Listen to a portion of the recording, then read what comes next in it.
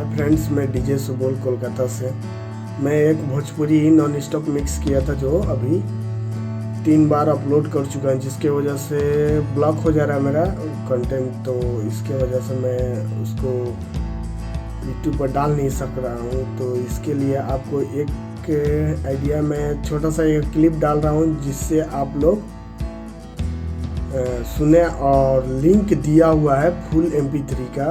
वो लिंक पर क्लिक करके आप आराम से डाउनलोड करें और सॉन्ग का भरपूर मजा लें। Thank you.